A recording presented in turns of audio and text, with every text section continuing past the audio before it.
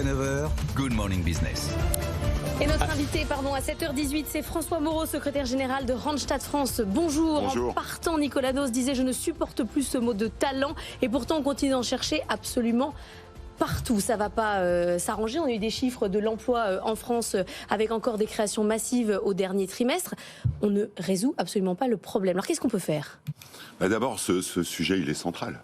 Il est central parce que vous vous mettez à la place d'un chef d'entreprise qui a des commandes et qui n'arrive pas à les servir parce qu'il y a une pénurie de compétences. Et puis, il est central aussi pour nos sociétés, la société française notamment, où finalement, il y a un manque à gagner énorme, à la fois en termes de croissance et aussi en termes de recettes publiques. Donc le sujet, finalement, quand on regarde cette étude, qui est intéressante, parce que finalement, elle est globale. Elle n'est pas focalisée sur la France, elle n'est pas focalisée sur l'Europe, elle est focalisée sur le monde. Et justement, vous dites qu'il va manquer 25 millions de talents aux États-Unis d'ici 2030. Et alors, pour l'Europe, c'est 35 millions de travailleurs d'ici 2050. Si on va les trouver comment, ces talents ? Alors, l'intérêt, c'est que finalement, il y a un certain nombre de solutions ou de préconisations dans cette étude. La première, c'est comment on passe d'un secteur qui va devenir obsolescent ou des compétences qui vont devenir obsolescentes vers des compétences dont on a besoin. Par exemple, le meilleur secteur, exemple, c'est l'automobile. Aujourd'hui, on a évidemment des personnes qui travaillent sur les moteurs thermiques. De plus en plus, on va passer à l'électrique ou à l'hydrogène. Donc on voit bien comment on arrive à créer ces passerelles. Ça, c'est le premier point. Le deuxième point, c'est le sujet de l'investissement, de la montée en compétences. On sait finalement les compétences dont on va avoir besoin. Digitalisation de l'économie, compétences relationnelles. Et donc là, il faut investir évidemment massivement. C'est un sujet vraiment de société. Il y a un autre impératif dans votre étude, c'est de travailler plus. Surtout en France, où on voit le taux d'activité est beaucoup plus bas que dans les autres pays. Le taux d'activité des plus de 55 ans est très bas aussi. On ne travaille pas assez. Alors finalement, on travaille. Ah bon ? On n'a jamais autant travaillé. Quand on regarde le taux d'emploi, je rappelle le taux d'emploi, c'est finalement les personnes qui travaillent versus les personnes en âge de travailler. Ce taux de 73% en France, il n'a jamais été aussi élevé depuis 50 ans. Mais il est plus bas que dans les autres pays. Tout à fait. Et ce qui est une bonne nouvelle pour le pays France, finalement, parce que ça veut dire qu'on a un vivier de ressources. Ouais. On a plusieurs viviers pour moi. On a 4 viviers. On a d'abord les jeunes, qui sont ni en emploi ni en solution. On évalue à 1,5 million aujourd'hui. On a les seniors, où on n'est pas bon, notamment vis-à-vis des autres pays européens. On a les femmes, qui ont un taux d'activité qui est plus faible que les hommes. Et puis, il y a un vrai sujet. C'est aussi les personnes en situation de handicap. Taux de chômage des personnes en situation de handicap 2 fois supérieur à la population générale. Donc, la bonne nouvelle, c'est que notamment en France, on a ce vivier. En tout cas, on a un potentiel de ressources.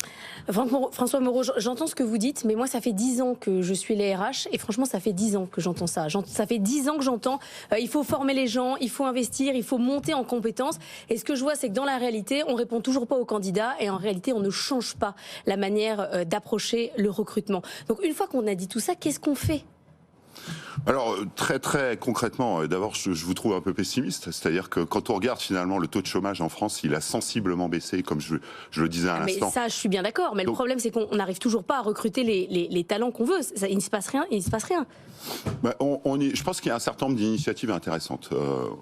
On en mentionne 3, et je trouve que, d'abord, vis-à-vis des personnes en situation de handicap, je trouve qu'il y a une différence.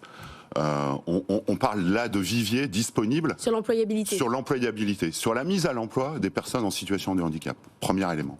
On a monté, nous, une jeune venture sociale qui s'appelle Cliff, avec aujourd'hui 3 agences, une volonté de se développer. Et dans notre, finalement, proposition de valeur, c'est pas simplement de mettre les gens à l'emploi. C'est de préparer à la fois ceux qui vont partir en emploi et ceux qui vont les accueillir. Et ça, je pense que c'est fondamental. Donc ça, c'est aujourd'hui des résultats très concrets, une prise de conscience en disant oui, ces personnes en situation de handicap, il n'y a aucune raison qu'il y ait un taux de chômage 2 fois supérieur. Comment on les accompagne ? Première idée. Ensuite, on a, je pense, une vraie responsabilité. On ne peut pas être la 6e puissance économique du monde et avoir ce vivier de jeunes ni en emploi ni en solution. Il y a quand même une volonté avec le PIC, le plan d'investissement de compétences, avec des moyens extrêmement importants annoncés par Olivier Dussopt au mois de septembre dans le cadre du plein emploi. Et puis on a les seniors. Et les seniors, là aussi, il y a un certain nombre de réalisations extrêmement concrètes sur comment on les forme et comment on les recrute derrière. Justement, est-ce que vous avez les bons outils ? Parce que tout à l'heure, à 6h45, on avait notre French Tech, qui était le cofondateur de KT Innovation, la branche capital risque de KT Capital, qui crée justement une plateforme pour mettre en relation finalement les talents de la tech avec les startups. On lui dit mais pourquoi vous faites ça, c'est pas votre métier. Et ça n'existe pas. Ben, il a dit parce que les autres ils font pas bien. Donc est-ce que finalement on voit qu'il y a une fragmentation du marché de recrutement et de recherche de talent. Il y a les boîtes qui créent leur propre centre de formation d'apprentis par exemple. Tout à fait. Est-ce que du coup c'est votre métier historique, est-ce que, pardon je vous provoque, mais est-ce que vous faites bien le boulot ? On essaye. En tout cas, nous, on est convaincus qu'il faut une offre hybride. C'est-à-dire qu'il faut à la fois garder nos agences. Je rappelle que Randstad, en France, c'est 15 000 collaborateurs et 900 points de présence. Cette proximité avec le territoire, elle est fondamentale. Et puis, on a fait l'acquisition de Side, qui est une plateforme 100% digitale, 100% intérim. Et donc, ça répond bien aux différents besoins. Et finalement, je pense que ces initiatives, à la fois digitales et physiques, et donc l'approche hybride qui peut apporter des solutions. Ça montre que vous vivez une révolution, que votre métier, il est en train de se transformer. Bien sûr. Si vous achetez une start-up, c'est parce que justement, peut-être que vous n'aviez pas ces outils-là de mise en relation. C'est génial comme il y a une polarisation. transformation. Il y a une polarisation quand même entre les talents, la plateforme digitale, et puis ceux qui sont éloignés de l'emploi qu'il faut aller chercher physiquement en fait. Exactement. Et puis il y a le fait finalement je pense que c'est aussi une question de génération. On voit que dans notre vie au quotidien, on utilise de plus en plus son téléphone pour commander, etc.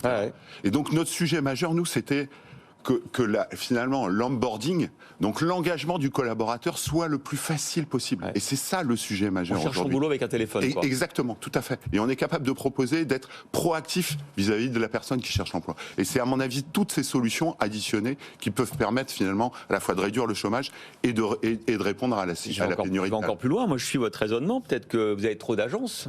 Peut-être que le recrutement maintenant, c'est les plateformes, les smartphones, et peut-être que les agences physiques vont être menacées. C'est pas notre conviction aujourd'hui. Je pense que c'est vraiment les deux. C'est l'approche hybride, et ça répond aux besoins. Quand vous êtes notamment en région et que vous êtes une PME, PMI, et que vous êtes habitué finalement à avoir cette relation personnelle avec l'agence, vous êtes bien content le vendredi soir que quelqu'un vous réponde au téléphone pour avoir l'intérimaire ou la personne le lundi matin. Donc je pense qu'il faut vraiment les deux, l'approche digitale et l'approche physique. Merci beaucoup François Moreau, secrétaire général de Randstad.